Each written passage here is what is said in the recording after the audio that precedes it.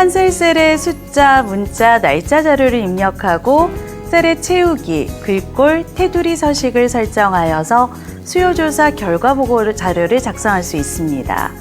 자, 특히 한 셀에서는 클릭만으로도 셀의 자료를 보존하면서 병합할 수 있고 2개 이상의 셀을 1개의 자료로 결합하는 텍스트 결합 기능을 제공합니다. 자료 작성과 편집, 인쇄 설정, 이미지 어울림까지 알아보겠습니다. 셀을 선택하고 설문 대상으로 입력합니다. 특수문자는 입력의 문자표로 입력을 하거나 또는 Ctrl F10번을 눌러서 입력 가능합니다. 사용자 문자표 기호 2를 선택하고 난 뒤에 여는 괄호 더블클릭, 닫는 괄호 더블클릭하여서 넣기를 합니다. 필요한 부분에 클릭을 하고 전사원이라고 입력하고 엔터를 눌러줍니다. 4번 행에 커서를 두고 아래쪽에 행을 하나 더 삽입하고자 할 때는 편집을 선택하고 난 뒤 아래쪽에 행을 추가하는 행 추가 버튼을 클릭합니다. 5번 행이 추가가 되었습니다. 연도별 전체 수는 드래그할 밑으로 이동합니다. Ctrl X, Ctrl V 가능합니다. B4번과 B5번을 범위 지정하고 난 뒤 편집의 병합 버튼을 눌러주거나 서식 도구 상자에 있는 병합 셀을 클릭합니다. 단축키는 Ctrl M입니다. 자, 이렇게 되어 있는 병합을 반복하고자 한다면 편집의 모양 복사를 더블 클릭하여서 C4번 클릭, D4번 클릭, 그리고 E4번 클릭, H4번을 클릭하여 줍니다. ESC키를 눌러서 모양 복사를 종료하겠습니다. D4번은 글자가 셀의 너비보다 많아서 다 나타나지 않고 있습니다. 이럴 때는 줄을 알아서 분리할 수 있도록 하는 편집의 줄 바꿈을 선택하면 2줄 이상으로 셀 너비에 따라서 알아서 글자가 조절이 됩니다. B1에서 H4번까지 범위를 지정하여서 병합을 Ctrl M으로 수행합니다. 도구의 한글표처럼 단축키 사용이라는 버튼을 눌러주게 되면 D열에서 H열까지의 셀의 너비를 갖게 하는 부분을 W라고 하는 단축키로 실행할 수 있습니다. B1 셀을 선택하고 난 뒤에 한 컴 솔립 B로 글자체를 변동하도록 하겠습니다. 이렇게 곧바로 타이핑하여서 글자체를 골라낼 수도 있습니다. 필요한 글자는 위아래로 글자 크기를 변동하는 버튼을 눌러서 변동합니다. 1번 행과 2번 행의 높이는 드래그할 조정 가능하거나 또는 더블 클릭합니다. 또는 단축키로 Ctrl Alt 아래쪽 방향키, Ctrl Alt 위쪽 방향키를 눌러서 행의 높이 조절 가능합니다. B1 셀의 글자 색상을 변동하겠습니다. 서식 도구줄에 있는 글자색을 선택하는데 이때 색상 테마를 직접 고를 수도 있습니다. 색상 테마 버튼을 클릭하여서 봄을 선택하게 되면 색상에 대한 테마 색상이 변동이 됩니다. 자, 더블 클릭 또는 F2번 키를 눌러서 생활체육에 대한 부분만 다른 색으로 변동하도록 하겠습니다. 아래쪽에 색상 선택하셔도 되고 또는 색상 테마를 다른 색으로 변동하여도 됩니다. 이때 스포이드 버튼을 눌러서 필요한 색상 값을 클릭하여서 다른 색으로 변동할 수도 있습니다. 생활체육이라는 글자는 글자 크기를 조금 더 키워주겠습니다. B1 셀을 다시 선택하고 난 뒤에 Shift 키, Alt 키를 누른 상태에서 R 버튼을 클릭하거나 Shift R 버튼을 누른 상태에서 E 버튼을 클릭하게 되면 본인의 글자들을 전부 다 크기를 유지하면서 글자 크기가 좀 더 커지거나 작아지게 됩니다. 셀에 무늬도 넣을 수 있습니다. 그리고 이 무늬에 대한 무늬색도 사용자가 직접 지정하여 사용 가능합니다. 셀 테두리 작업을 실행하겠습니다. 표 안에 커서를 두고 Ctrl A 버튼을 눌러주고 난 뒤 Ctrl 1번 또는 서식에서 셀 서식을 선택합니다. 테두리를 선택하고 난 뒤에 왼쪽에 있는 걸 먼저 선택하여 줘야 하는데 색을 먼저 선택하건 선을 먼저 선택하건 그 부분은 상관없습니다. 단지 왼쪽이 먼저이고 오른쪽에 있는 선의 영역을 나중에 선택하여 주세요. 자, 선택이 되고 난 뒤에 다시 점선을 선택하고 회색 선을 선택하고 난 뒤에 안쪽 선을 선택합니다. 파란색 바깥쪽 테두리에 안쪽 점선 회색 테두리가 작성되었습니다. 설정을 클릭하여 줍니다. 다시 한번 B6번에서 H12번까지 2015년도 자료에 대하여 똑같은 작업을 하여야 하는데 이때 F4번 키를 눌러주게 되면 방금 전 작업이 실행이 됩니다.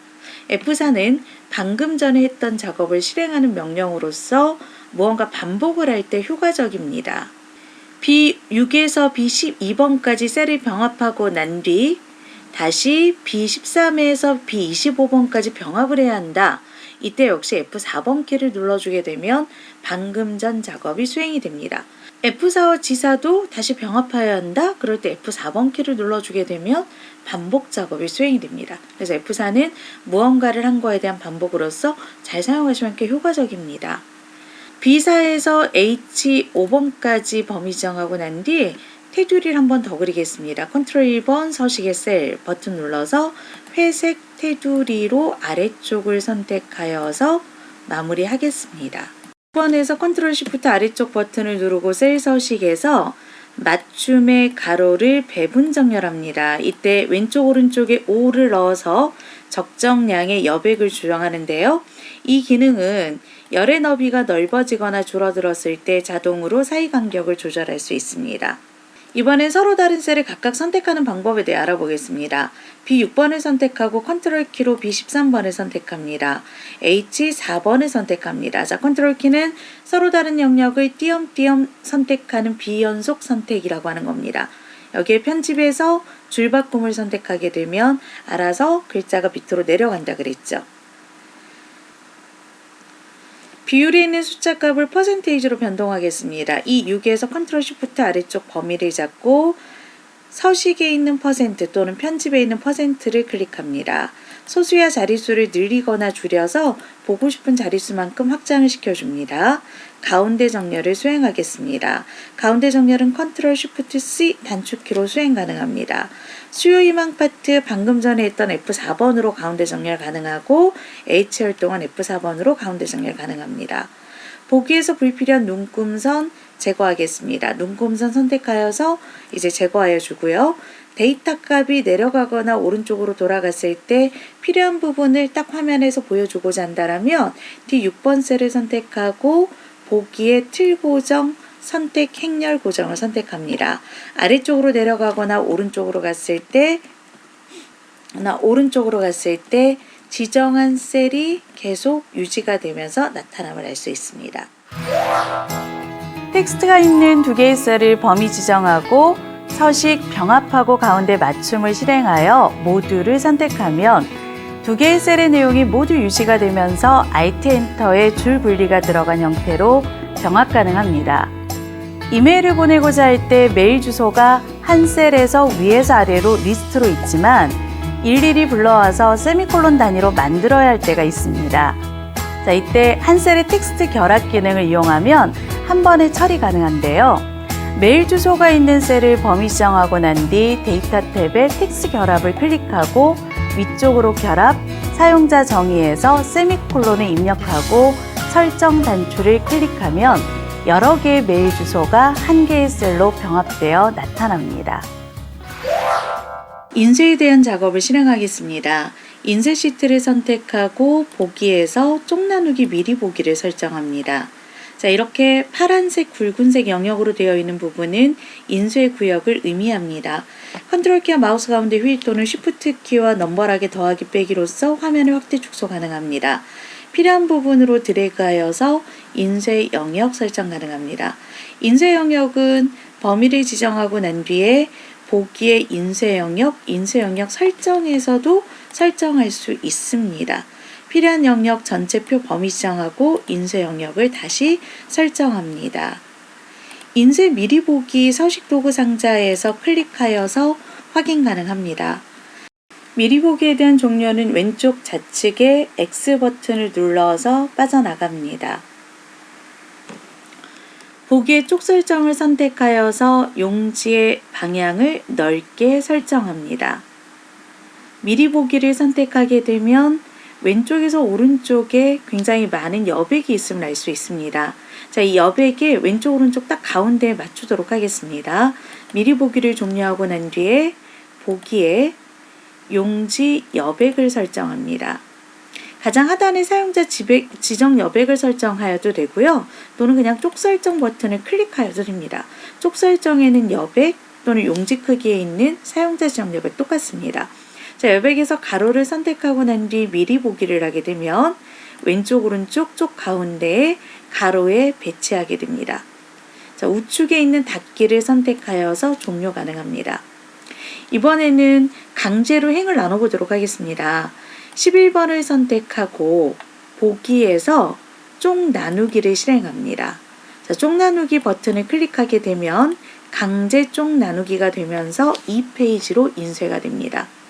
인쇄 미리 보기를 클릭하여 보면 다음 쪽 버튼을 클릭하였을 때 두 개의 페이지로 나누어져 있음을 알 수 있습니다. 자, 이때 인쇄 제목이 반복이 된다면 다음 쪽, 이전 쪽 같은 제목으로 표현할 수 있겠죠. 닫기를 선택합니다. 보기에서 인쇄 제목을 클릭하여서 반복할 행을 선택하고 1번에서 4번까지 드래그합니다. 미리 보기를 선택하여 보면 1페이지, 다음 쪽, 2페이지 모두 같은 제목이 반복됨을 알 수 있습니다. 닫기를 선택하여서 인쇄 미리 보기를 종료하겠습니다. 사인 자료를 넣어서 완성하겠습니다. 입력의 그림을 선택하고 사인을 더블 클릭합니다. 이때 흰색 배경 때문에 아래쪽 내용이 나타나지 않는 부분은 그림 아이콘을 선택하여서 색조 조정, 투명한 색 설정, 흰색 부분을 클릭하여서 흰색 배경 제거 가능합니다.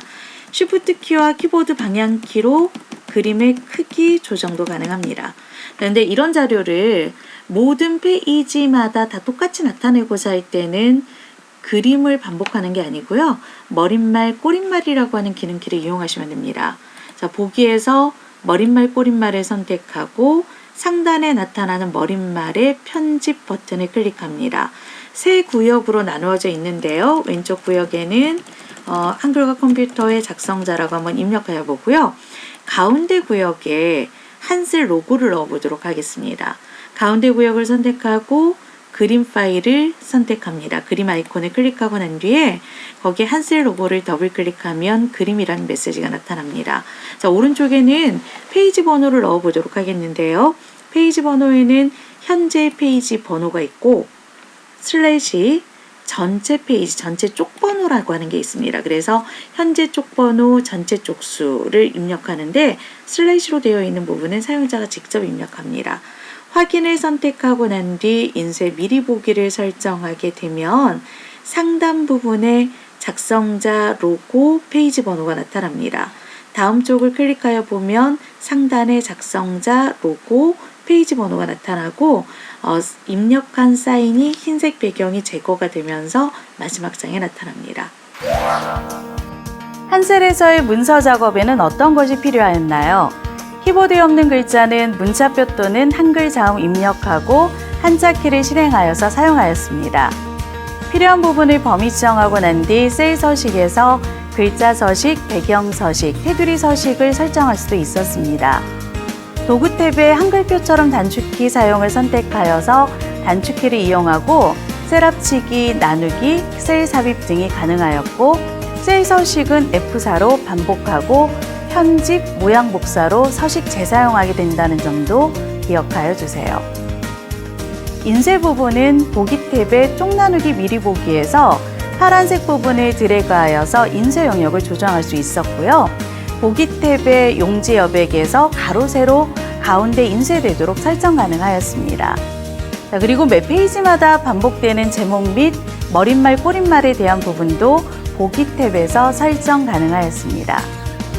머릿말 및 꼬릿말에서는 이미지 파일도 반복하여서 사용할 수 있었습니다.